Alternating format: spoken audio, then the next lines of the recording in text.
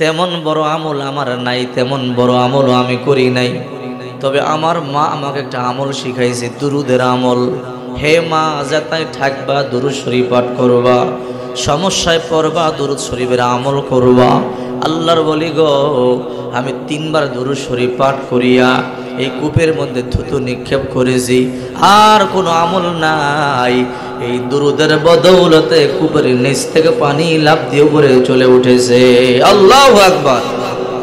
এবার আবু আব্দুল্লাহ মুহাম্মদ ইবনে সুলাইমান জাজুলি রাহমাতুল্লাহি আলাইহি একটা প্রতিজ্ঞা করলো যে দুরুদের এত ফজিলত, এত পাওয়ার, আগে তো ফজিলত শুধু কিতাবের মধ্যে পড়েছি, আজকে নিজের চোখে দুরুদের অলৌকিক ক্ষমতা দেখেছি।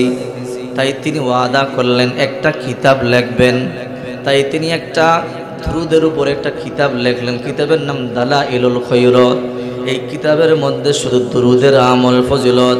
বিশ্বনবী মুহাম্মদ রাসূলুল্লাহ সাল্লাল্লাহু আলাইহি ওয়াসাল্লাম বলেন, দুনিয়ার মধ্যে এমন একদল ফেরেশতা আছে, যে ব্যক্তি দুরূদ শরীফ পাঠ করে তার দুরূদটা মুহূর্তের মধ্যে মদিনাতুল মুনাওয়ারায় রওজা পাকে মুহূর্তের মধ্যে পৌঁছে দেয়।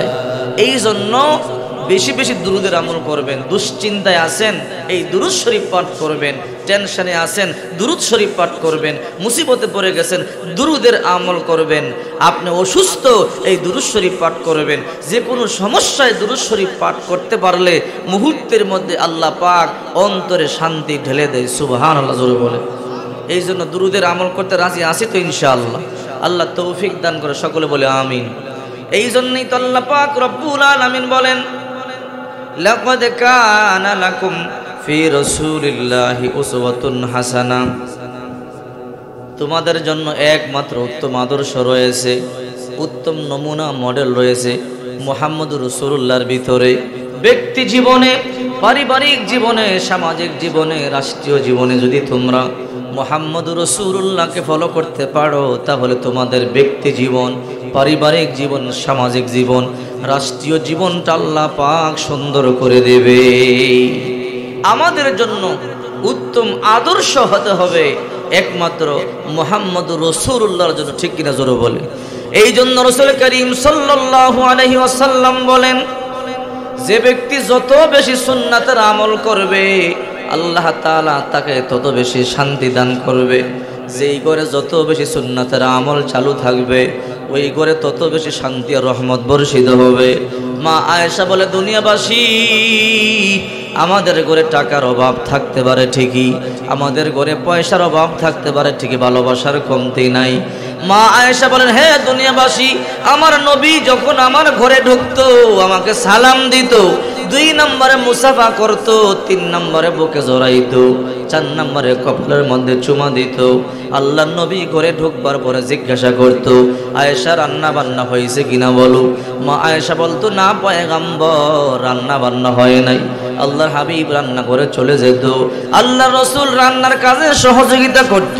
রান্না বান্না শেষ হলে বিশ্বনবী একা খেতেন না, বিবিদেরকে নিয়ে খাবার খেতেন। মা আয়েশা বলে, হে দুনিয়ার লোকেরা, আমি গ্লাসের যেই জায়গা দিয়ে পানি পান করতাম, আমার নবী ঠোঁটের দাগ দেখি ওই জায়গা দিয়ে পানি পান করত। আবার আমি যেই জায়গা দিয়ে হাড্ডি চাবাইতাম, আমার নবী ওই জায়গা দিয়ে হাড্ডি চাবাইতো। আবার আমার নবী গ্লাসের যেই জায়গা দিয়ে পানি পান করত, আমি ঠোঁটের দাগ দেখি আয়েশা ওই জায়গা দিয়ে পানি পান করতাম। আবার আমার নবী যেই জায়গা দিয়ে হাড্ডি চাবাইতো, আমি আয়েশা ওই জায়গা দিয়ে হাড্ডি চাবাইতাম। মা আয়েশা বলে, দুনিয়াবাসী, আবার আমার নবী যখন ঘর থেকে বের হয়ে যেতেন, সালাম দিতেন, মুসাফা করতেন, বুকে জড়াইয়া কপালের মধ্যে একটা চুমা দিয়া দিতেন। হে দুনিয়াবাসী, আমাদের ঘরে টাকা কম থাকতে পারে, পয়সা কম থাকতে পারে, কিন্তু আমাদের ঘরে ভালোবাসার কমতি ছিল না, ঠিক কিনা? এই জন্য বলি, হে বগুড়ার মুসলমান, আল্লাহর কসম, আল্লাহর কসম, আজকে ঘরে ডুইকা পয়গম্বরের সুন্নতটা যদি মানতে পারেন, ঘরে ডুইকা বিবিরে সালাম দিবেন, মুসাফা করবেন, বুকে জড়াইয়া কপালের মধ্যে চুমা দিবেন, আল্লাহর কসম করে বলি, আপনার বিবি গতকাল আপনার যতটা ভালোবেসেছে তার থেকে 1000 গুণ বেশি আপনারে ভালোবাসবে, ঠিক কিনা জোরে বলেন। কারণ বিশ্বনবী মুহাম্মদুর রাসূলুল্লাহ সাল্লাল্লাহু আলাইহি ওয়াসাল্লামকে আল্লাহ তাআলা পৃথিবীর শ্রেষ্ঠ মহামানব বানাইছে। এই জন্যই তো আল্লাহ পাক রব্বুল আলামিন বলেন, ওমা আরসালনাকা ইল্লা রাহমাতাল লিল আলামিন। আল্লাহ তাআলা বিশ্বনবী মুহাম্মদুর রাসূলুল্লাহ সাল্লাল্লাহু আলাইহি ওয়াসাল্লামকে গোটা সৃষ্টি জগতের জন্য রহমত বানাইছে। এই জন্য আল্লাহ তাআলা বলেন, ইয়া আইয়ুহাল্লাযীনা আমানুত্তাকুল্লাহ হাক্কা তুকাতিহি ওয়া লা তামুতুন্না ইল্লা ওয়া আনতুম মুসলিমুন। আল্লাহ পাক রব্বুল আলামিন বলেন, হে ঈমানদারেরা, তোমরা আল্লাহকে ভয় করবার মতো ভয় করো, আর তোমরা মুমিন মুসলমান না হইয়া কবরে আইসো না। মুসলমানদের মধ্যে এমন মুসলমান আছে বলে আমি মুসলমান কিন্তু সুদও খায়, ঘুষও খায়, আছে না নাই?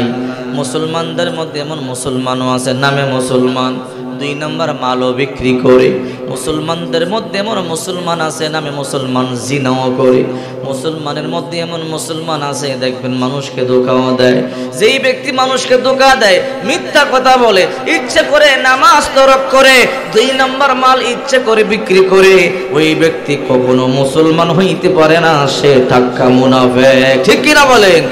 এই বান্দা চিন্তা করো, আল্লাহ রাসূল সাল্লাল্লাহু আলাইহি ওয়াসাল্লামের আদর্শিত হইতে পারলে ইসলামের জন্য জীবন পর্যন্ত বিলাই দিতে পারবা, রাসূলের জন্য জীবন পর্যন্ত বিলাই দিতে পারবা। আল্লাহর হাবিব মুহাম্মদুর রাসূলুল্লাহ সাল্লাল্লাহু আলাইহি ওয়াসাল্লামকে সাহাবায়ে কেরাম বড় ভালোবাসতো। সাহাবায়ে কেরাম বিশ্বনবী মুহাম্মদুর রাসূলুল্লাহর জন্য জীবন পর্যন্ত দিয়া দিত। যেই সাহাবীরা নবীকে হত্যা করবার জন্য যায়, ইসলাম কবুল করবার পরে ওই সাহাবীরাই পয়গম্বরের জন্য জীবন পর্যন্ত বিলায়া দেয়। আল্লাহু আকবার বলেন। দেখেন না, আল্লাহর হাবিব কালিমার দাওয়াত দেয়, মক্কার প্রত্যেকটা লোক আল্লাহর পয়গম্বরে ভালো জানতো, আল আমিন বলতো, বিশ্বাসী বলতো, আমানতের খেয়ানত করতো না। আল্লাহর হাবিব মুহাম্মদুর রাসূলুল্লাহ কালিমা পাইলেন, ইসলাম পাইলেন, 3 বছর গোপনে গোপনে দাওয়াত দিলেন। আল্লাহর নবীকে আল্লাহ তাআলা আয়াত নাযিল করে বলে, ইয়া আইয়ুহার রাসূল বাল্লিগ মা উনজিলা ইলাইকা মির রাব্বিক। ও নবী, আজকে থেকে প্রকাশ্যে আপনি দাওয়াত দেন, আর গোপনে নয়। আল্লাহর নবী মুহাম্মদুর রাসূলুল্লাহ সাল্লাল্লাহু আলাইহি ওয়াসাল্লাম সাফা পর্বতের মধ্যে উঠি আল্লাহর নবী লাল নিশান উড়াইয়া দিল। তৎকালীন সময়ের মধ্যে যদি সাফা পর্বতের মধ্যে উঠা লাল নিশান উড়াইতো, রেড সিগন্যাল, সবাই দৌড়াইয়া চলে আসতো। নিশ্চয়ই কোনো বিপদের সম্মুখীন হয়েছে, নিশ্চয়ই শত্রুর কোনো ভয় আছে, এই জন্য সবাই একত্রিত হয়ে যেত। হঠাৎ করে দুপুর বেলা আল্লাহর নবী রহমাতুল লিল আলামিন সাফা পর্বতের চূড়ার মধ্যে উঠা লাল নিশান উড়াইতেছে। মক্কার সমস্ত লোকেরা দৌড়ে চলে এলো। কিরে, এই মক্কার মধ্যে সবচেয়ে ভালো মানুষটা, মক্কার সবচেয়ে সুন্দর মানুষটা, আমরা যাকে সবচেয়ে বেশি ভালোবাসি, বিশ্বাসী বলি, ওই আল আমিন কি সংবাদ আমাদেরকে দিবে? নিশ্চয়ই তার সংবাদটা সত্য হবে। কেনই বা লাল নিশান উড়াইতেছে? দৌড়াইয়া চলে গেল, ও ভাতিজা মুহাম্মদ কেন ডাকছো? আবু লাহাব উতবা সাইবারা চলে গেল। আবু লাহাব বলে, ভাতিজা মুহাম্মদ কেন ডাকছো বলো? আল্লাহর পয়গম্বর বলে, চাচা ও মক্কাবাসী, আমি যদি বলি ওই প্রান্ত থেকে সাফা পর্বতের উল্টা দিক থেকে একদল সৈন্যবাহিনী আসতেছে আপনাদেরকে আক্রমণ করবার জন্য, বিশ্বাস করবেন কিনা বলেন? মক্কার লোকেরা বলল, হা হা বিশ্বাস করব, কারণ তুমি জিন্দগিতে মিথ্যা কথা বলো নাই, তুমি মিথ্যা কথা বলতে পারো না। এই কথা বলবার পরে আল্লাহর নবী রহমাতুল লিল আলামিন বলে, মক্কার লোকেরা তোমরা সবাই বলো লা ইলাহা ইল্লাল্লাহ, আল্লাহ ছাড়া কোনো ইলা নাই, হায়াতের মালিক আল্লাহ, মৌতের মালিক আল্লাহ, রিজিকের মালিক আল্লাহ, সুখ শান্তির মালিক আল্লাহ। লাত মানত উজ্জার পূজা ছাড়ো, কবুল দেবতার পূজা ছাড়ো, মনসা দেবীর পূজা তোমরা ছাড়িয়া দাও, কালীর পূজা তোমরা ছাড়িয়া দাও।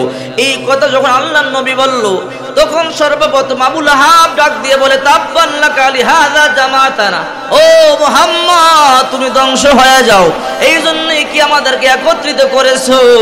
আল্লাহর নবী চোখের পানিগুলো সারিয়া কান্না শুরু করে দিল। যেই চাচা আমার সবচেয়ে বেশি ভালোবাসতো, এই মক্কার মধ্যে আমার আল আমিন বলতো, আজকে চাচা আমার দুশ্মন হয়ে গেল কালিমার দাওয়াত দেওয়ার কারণে। আবু লাহাব দৌড়াইয়া গিয়ে বলে, রে আবু জাহেল, এমনে চলবে না, মুহাম্মদকে হত্যা করতে হবে। মুহাম্মদকে হত্যা না করলে একজন, দুইজন, তিনজন করে মুসলমান বানাইয়া ফেলাবে। এমন একটা সময় আসবে মক্কার মধ্যে আর মুসলমান বলতে কেউ, মক্কার সবাই মুসলমান হয়ে যাবে, থাকবে না। আবু জাহেল চিন্তা করে কি করব, মুহাম্মদ এমন একটা পানি কোরআন পড়ে সবাই পাগল হয়ে যায়। আবু জাহেল বলে, ও মক্কাবাসী, যখন মুহাম্মদ কোরআন তেলাওয়াত করবে কেউ কোরআন তেলাওয়াত শুনবার জন্য যাইবা না, যদি যাও মৃত্যুদণ্ড দেওয়া হবে। আল্লাহর হাবিব কোরআন তেলাওয়াত করে কেউ সহ্য করতে পারে না, সবাই কোরআন শুনবার জন্য চলে যায়, সবাই ভেড়ে দিয়া ধরে। আল্লাহর পয়গম্বর কোরআন তেলাওয়াত শুনে। আবু জাহেল বলে, সাবধান সাবধান, কোরআন তেলাওয়াত শুনতে পারবা না, যে শুনবার জন্য যাইবে তারই হত্যা করা হবে। আল্লাহর নবী রাহমাতুল লিল আলামিন রাত 3টা বাজে সাফার পাদদেশে কোরআন তেলাওয়াত শুরু করে দিল। মক্কার প্রতিটা ঘরে গুনগুন করে আওয়াজ যাওয়া শুরু করে দিল। আবু জাহেল মনে মনে চিন্তা করে, হারে কত সুন্দর কোরআন তেলাওয়াত চলতেছে, না জানি মুহাম্মদের সামনে গিয়া শুনলে আর কত মজা লাগে। আমি তো সকালবেলা আইন করে দিছি কেউ কোরআন তেলাওয়াত শুনবার জন্য যাইবা না, মনে হয় কেউ যাবে না, আমি একাই যাই, আমি গিয়ে কোরআন তেলাওয়াতটা একটু শুনে আসি। আবু জাহেল মুখটা চাদর দিয়া ডাকিয়া হাঁটি হাঁটি পা পা করিয়া সাফার বাদু দেশে পয়গম্বরের তেলাওয়াত শুনবার জন্য যায়। আবু সুফিয়ান বলে, মনে হয় আজকে রাত্রে আর কেউ যাবে না, আমি যাই একটু কোরআন তেলাওয়াত শুনিয়ে আসি। উতবা সাইবা চিন্তা করে, আবু জাহেল যে কড়াকড়ি আইন করলো, মনে হয় কেউ শুনবার জন্য যাবে না। রাত 3টা বাজে আবার কে যাবে?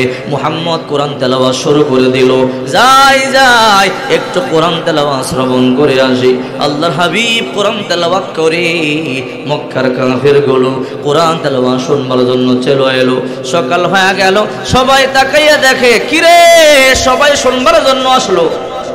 আবু জাহেল কয়, আমি তো মনে করেছি তোমরা কেউ আসবা না, আমি একাই যাই, আমি আইন করলাম একটু কোরআন শুনে আসি। উতবা সাইবাই কয়, আমরাও তো মনে করেছি মুহাম্মদের কোরআন তেলাওয়াত শুনবার জন্য কেউ যাবে না, তুমিও তো চলে আসছো। সবাই চলে আসছে। আবু জাহেল বলে, এমনে চলবে না। আবু লাহাবরা বলে, এমন একটা কাজ করো। বলে, কি কাজ? বলে, মুহাম্মদের সাথে এমনি পারা যাবে না। এই দুনিয়ার মধ্যে সিরিয়াতে একটা জাদুকর আছে সামদেশে, নাম তার জিমাত জাদুকর। ওই জিমাত জাদুকরকে দাওয়াত দাও। জিমাত যদি চলে আসে, জিমাত এমন মন্ত্র পাঠ করবে, যেই মন্ত্র পাঠ করলে মুহাম্মদ ধ্বংস হয়ে যাবে, মুহাম্মদকে মেরে ফেলতে হবে। আবু জাহেল বলে, আমি সিরিয়ায় শামে যাব। আবু জাহেল সিরিয়ার সামদেশে গিয়া জিমাতকে বের করলো। জিমাত জাদুকর বলে, আবু জাহেল তুমি মক্কার নেতা কেন আসলা? বলে, যত টাকা লাগে তোমাকে দেব, মক্কার মধ্যে চলো। আমাদের মক্কার মধ্যে একজন ব্যক্তি নাম তার মুহাম্মদ, এমন নতুন ধর্মের দাওয়াত দেয়, সবাই তার প্রতি পাগল হয়ে যায়, মাকে সারিয়া দেয়, বিবিকে সারিয়া দেয়, সন্তানদেরকে সারিয়া পাগল হয়ে যায়। আবু জাহেল বলে, মক্কাবাসী, হজের মৌসুম শুরু হয়ে গেল, সবাই বিভিন্ন দেশ থেকে হজ করবার জন্য মক্কা শরীফে আসবে, সাবধান কেউ যেন মুহাম্মদের কাছে যাইতে না পারে, কারণ মুহাম্মদের কাছে গেলে কোরআন তেলাওয়াত শুনলে পাগল হয়ে যাবে, মুসলমান হয়ে যাবে। আবু জাহেল মক্কার প্রত্যেকটা গেইটে গেইটে 2 জন করে যুবক দাঁড় করাইয়া দিল।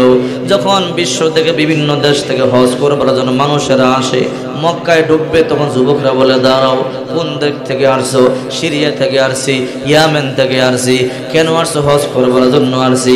হজ করবা ভালো কথা, সাবধান, একটু সামনে ওই দিকে একটা পাগল আছে, নাম তার মুহাম্মদ, তার কাছে যাইবা না। এমন মন্ত্র সে পড়ে, মানুষ শুনলে পাগল হয়ে যায়, বিবিকে সারিয়া দেয়, মাকে সারিয়া দেয়, বোনকে সারিয়া দেয়, বাবাকে সারিয়া দেয়। সাবধান, এই পাগলটার কাছে যাইবা না। লোকেরা বলে, কি রে, এটা আবার কেমন পাগল, যার কাছে গেলে মা ভুইলা যায়, বাবা ভুইলা যায়, বিবি ভুইলা যায়? না না, বহু দূর থেকে আসছি, আবার কবে আসে জানি না, যাই যাই এই পাগলটারে একবার দেখে আসে। আল্লাহু আকবার বলেন। হিতের বিপরীত হয়ে গেল। যেই মুহাম্মদ রাসূলুল্লাহকে দেখবার জন্য যায়, কোরআন তেলাওয়াত শুনিয়া শুনিয়া পাগল হয়ে যায়, ঈমান গ্রহণ করে ফেলে। আবু জেহেল গেল, ও জিমাত, আমি মক্কা থেকে আসছি, আমার দেশে মুহাম্মদ নামে একটা ব্যক্তির আবির্ভাব হয়েছে, কি মন্ত্র পড়ে বুঝি না, মানুষ পাগল হয়ে যায়, তাড়াতাড়ি আসো, জাদু করিয়ে তাকে মারিয়া ফেলো, যত টাকা লাগে তোমাকে দেব, যত পয়সা লাগে তোমাকে দেব, আমি মক্কার নেতা, টাকার অভাব নাই, পয়সার অভাব নাই। জিমাত জাদুকর বলে, যাও যাও চলো, আমার শর্ত আছে। বলে, কি শর্ত? 1000 যুবক দেওয়া লাগবে আমাকে। আবু জাহেল বলল, তোমাকে লাগলে 3000 দেব।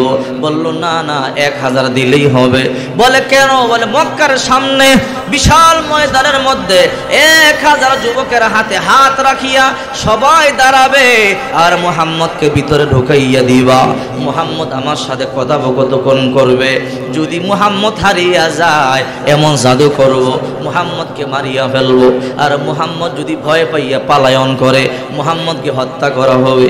আবু জাহেল বলল, যাও যাও, ঠিক আছে, আগামী অমুক দিন মক্কায় তুমি যাইবা, মুহাম্মদকে আমরা রাখবো, মুহাম্মদকে তুমি এমন জাদু করবা, মুহাম্মদকে জাদু করিয়ে তুমি মারিয়া ফেলবা। এবার জিমাত জাদুকর মক্কায় চলে এলো। মক্কার সামনে 1000 যুবক হাতে হাত রাখিয়া দাঁড়াইয়া রইছে। একটা চেয়ারের মধ্যে আবু জেহেল বসেছে, আর একটা চেয়ারের মধ্যে জিমাত জাদুকর বসেছে, আরো হাজার হাজার মানুষ চতুর্দিকে তাকাইয়া রইল। আজকে মুহাম্মদের রফা দফা হবে, মুহাম্মদ পারবে না, মুহাম্মদকে হত্যা করা হবে। আল্লাহর হাবিব তখন চাচা আমির হামজার ঘরে, আমির হামজা সেদিন বাড়িতে ছিল না, ব্যবসার কাজে দূরে চলে গেল। 2 জন লোক পাঠাইয়া দিল, যাও যাও, মুহাম্মদকে খুঁজিয়ে নিয়ে আসো। এবার সবাই গিয়ে দেখে আল্লাহর নবী, আল্লাহর নবী আমির হামজার ঘরে।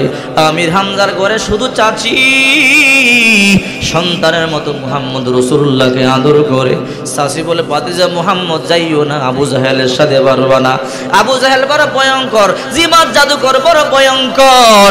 আল্লাহর নবী চোখের পানিগুলো সারিয়া কান্না করে বলে, চাচি আমি যদি না যাই আমার মিথ্যাবাদী বলবে মুহাম্মদ মিথ্যা নবী। না চাচি না, আপনি বাধা দিবেন না, আমাকে যাওয়ার জন্য তৈরি করে দেন। এবার চাচি কই, রে ভাতিজা মুহাম্মদ, এই মক্কায় তোমার মা নাই, এই মক্কার মধ্যে তোমার বাবা নাই, তোমার চাচা আজকে বাড়িতে নাই, থাকলে তোমার চাচাকে তোমার সাথে পাঠাইতাম, একা একা তোমার কেমনে পাঠাবো, আমার মন তো মানে না। আল্লাহর নবী বলে, ও চাচি আপনি টেনশন করবেন না, আল্লাহ আমার সাথে আছে, আমাকে যাইবার জন্য অনুমতি দিয়া দেন। আবার চাচি চোখের পানিগুলো সারিয়া কান্না করে বলে, বাতি যাও যাও যাও, সাবধান, তোমার আল্লাহর রাস্তায় হাওলা করে দিলাম। ওইদিকে আবু জেহেল হাসতেছে, জিমাত জাদুকর হাসতেছে।